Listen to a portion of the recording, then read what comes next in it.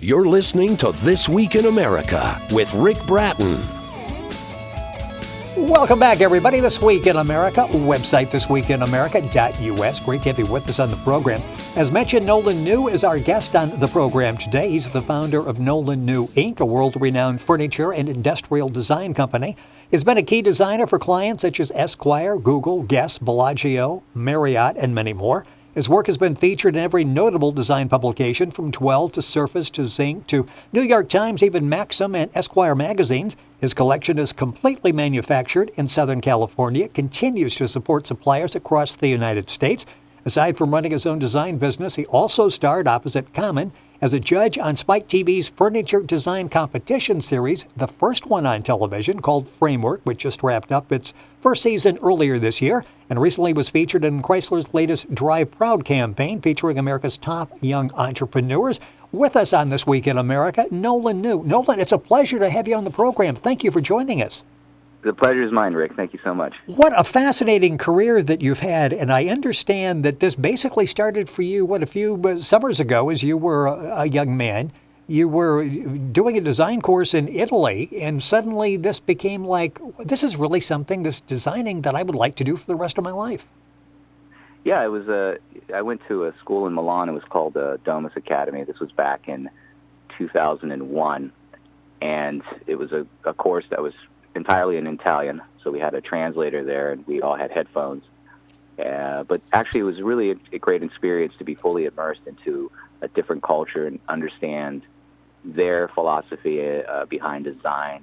And really, particularly in Europe, the focus of the home and how it creates a lifestyle and builds a certain ambiance is very important to them. And I think that's vastly different than here in America. And here we're more focused on what it looks like on the outside, so to speak. So the car we drive, the clothes we wear, and really the last place that anybody thinks about is decorating their home. So I think it's a fascinating contrast between, European families where there's a really big focus on design and lifestyle. And in America, it's slowly starting to pick up. But I think that's also, too, because IKEA has done such a great job at showing people how a living room can look like, a bedroom can look like, so that's kind of opened many doors as well. It's interesting. You said that furniture is really with us our entire lives, basically from crib to casket. It's there throughout our lives. And you've talked about the social interact that occurs with furniture. And you said that's one of the things that really attracted it, that you enjoy most about design. And in reading that, I'm thinking about that. It really is an important part of our lives, isn't it? It is, because we work really hard and we're outside, and our home really is our solace. It's where we seek a place of, rest and relaxation. So why wouldn't it be any different than, say, you're going to a different country and staying in a nice hotel? It's all part of the experience. And day to day, when you come home, the time with your family, whether it be with your significant other or your children, for example, sitting on the sofa, watching television or, reading a newspaper or magazine, these are all interactions that take place, on a piece of furniture that should be comforting, provide relaxation, a sense of ease, calm, basically almost like hitting a reset button. So I think it's really important that when you come home and you rest, that the furnishings inside your place really kind of take you, it's like your own private oasis that takes you away from the hectic work hours and craziness during the day. You're listening to This Week in America. Our guest on the program is Nolen Niu. His website is nolenniu.com. You can link on directly at our website, thisweekinamerica.us. Talk about blending Americans and what we want, basically comfort, along with the European design that you talked about that. How difficult a process was that in the beginning that you could sort of meld those two? In the beginning, it was pretty tough, because the reality of it is America is focused on comfort, and big and plush.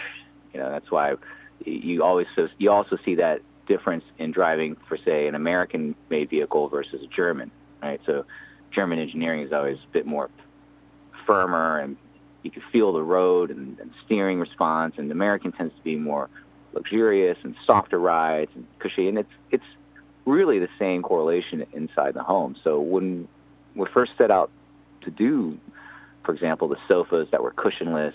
We really focused on the ergonomics of how the sit felt and angle of the backrest, and made sure that the foam density wasn't so hard that would turn the American consumer off.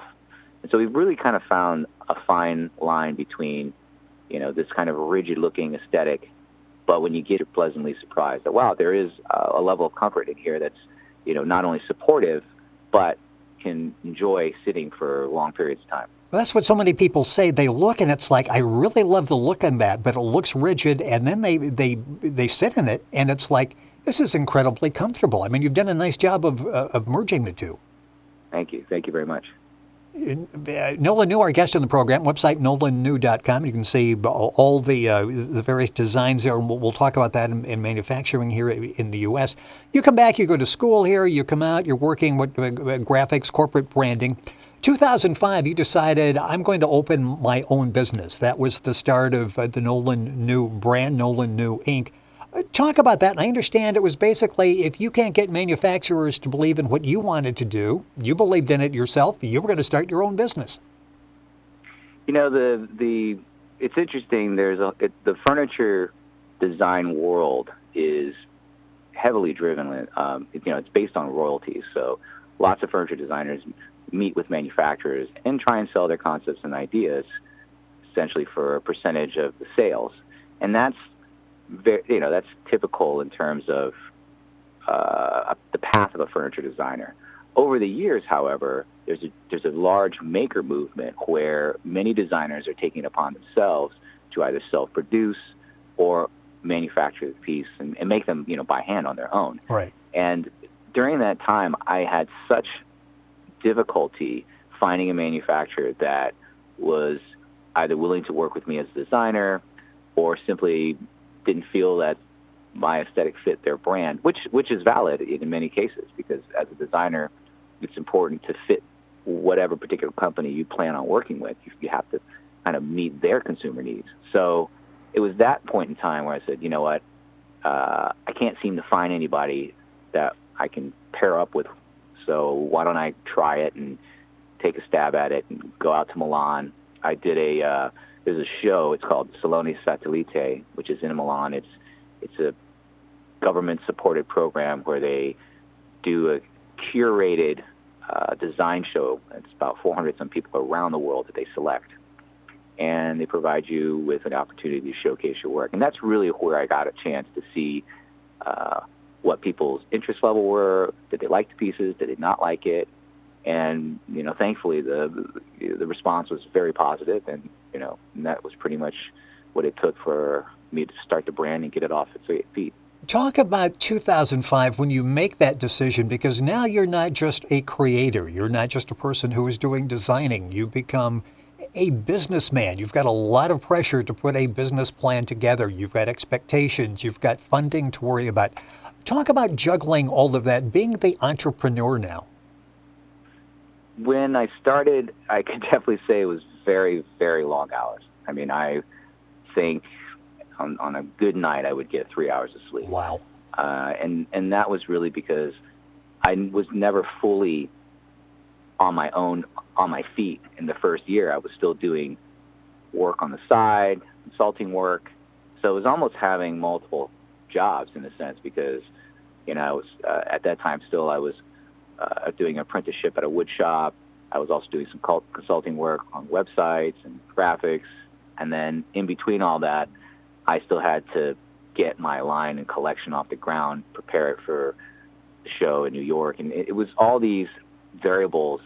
But I know this sounds cliche, but when you're passionate and you really, truly enjoy what you do, the amount of energy you have is abundant. So it's not like you get tired of doing it because you say, oh, well, I'm too sleepy. I was purely driven on the passion behind it. And I really I said, this is my chance and opportunity. I'm not going to be young forever, so why not take the energy that I do have, as youthful as I am, and just push as hard as I could. Nolen Niu is our guest on This Week in America. His website is nolenniu.com. You can link on directly to the website by going to our website, thisweekinamerica.us. and see exactly what we're talking about on the program. And this was 2005 when you decided, I'm going to follow my passion. If they don't want to build what I'm talking about, I will go ahead and do it myself. Another milestone came in 2011 when you decided, I'm going to manufacture as well. Talk about that decision, and I would assume the total control you have at that point, because this is your process from creation all the way to delivery to the customer. Yeah, that actually came out of necessity. I was working with another manufacturer I was essentially subbing out the work, because at that point in time, obviously, I never thought, well, I'm going to start a factory. So working alongside with this manufacturer, and by the way, this is a pretty typical business model that many European brands follow. They actually are a brand that's a standalone, and they work with local craftsmen to produce their line of furniture. So what I was doing wasn't out of the norm in any regards. It's just at that time, the factory that I was working with was so dismal in delivery. I mean, the times we're talking 1 year sometimes to deliver a sofa, which, wow, it made me look really, really poorly in many people's eyes, So I said to myself in 2011, and that was kind of the last straw, to be honest, when that piece took over a year, and I had it with this manufacturer, and a friend of mine said, you know what, why don't you just open your own shop? And then I was like, no, it's going to cost too much. It's going to be a lot of headaches. And he said, no. He said, you can do it. He's like, I'm not telling you to just get a 20,000 square foot space. He's just do it out of 1,000 square feet and see if it's something for you, and just get a couple of guys. And that's literally how it started. It was a conversation, and then 2 weeks later, I had 1,000 square foot space and one guy, and we just started plugging away. It's interesting. You've said that one of the words you never use is can't. Is that important for an entrepreneur, just to sort of eliminate that word from your vocabulary and figure out a way to do it? I absolutely believe so. We have to be problem solvers as an entrepreneur, and that's really key, because the word can't basically takes away any type of problem-solving ability. So when I approach situations, even we today, we have issues and problems to solve at the shop, I always let my guys know, and I say, hey, look, listen, let's not worry and fuss about what's already happened. Let's find a solution to make it better. So it's interesting because people who come by the shop and they say, wow, it's very peaceful here. And that's because we don't have problems. We don't say that they're problems. Everything can be solved. So we work through it as a team and make sure that everyone understands why and how. And then through this process, we develop new methods to produce and make things better, faster. You've said still one of the favorite parts of what you do, of the design process, is prototyping. Talk about that, the thrill that you get when you actually have a concept and you're able to pull it off and you're able to actually produce this. Yeah, I mean, that process to me is still my favorite. And a lot of it is just, my typical process is I do a lot of sketches. It's mostly thumbnails.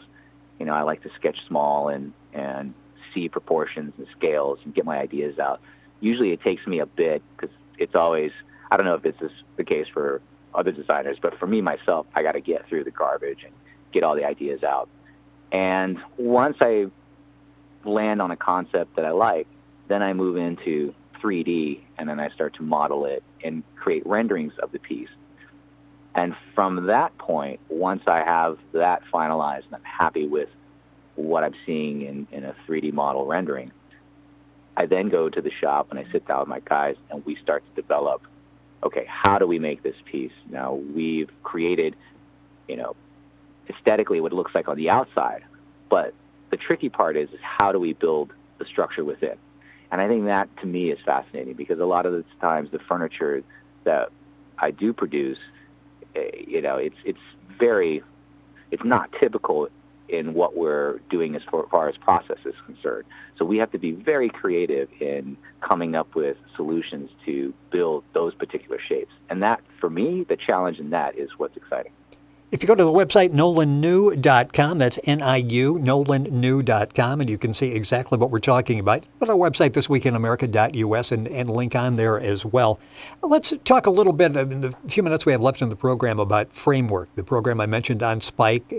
Really an exciting time for a lot of young competitors, contestants, 13 that started off the process. Did you see a little bit of you in the contestants? Absolutely. Because it's a time constraint. There's a lot of pressure involved in terms of delivering a final piece. It's no different than the real world. Even today, we still have timelines that are short and unreasonable, but we have to work through it. And again, that's the problem-solving side of it, which is how can we come up with a creative way to get to the finish line. And for a lot of these contestants, some of these guys were incredibly creative in time-saving methods. And I thought that was fascinating because you could tell immediately who were the ones that were stronger in terms of saving time and who weren't. And ultimately, that's what led to the winner. And I think that's not just key in this type of show, but in real life as well. It just decides who becomes more efficient as a business and who isn't. You go across multiple disciplines. Talk about that, because you do everything from corporate branding, packaging to one-of-a-kind pieces. You really are very diverse, aren't you, in what you do at the company? It's kind of interesting. A lot of that stemmed from not finding the right people to do what I wanted. So it's from very, very early on. I was part of the dot-com boom, and when I got out on my own, I was trying to build my own website. And it was really frustrating. It was frustrating cost-wise. It was frustrating to find people who understand what I wanted. And I literally taught myself how to code. At that time, HTML and Flash was really big, so I learned that process. And the same goes with corporate branding and such, where my friends were frustrated, and they said, hey, Nolen, we really like what you do. Is it possible that you could help us out? And so, again, it was through necessity that I ended up going down those paths and becoming more diverse. And today, what's great is that, I don't do as much coding as I do, but even the website that I have is managed by myself and my team. And so we really are completely vertical in that regard. So from our graphics to our promotions to, the shows that we produce, the prototypes that we produce, everything is done in-house. And I think that's what really makes us different in that regard, is that we're able to communicate without the middleman.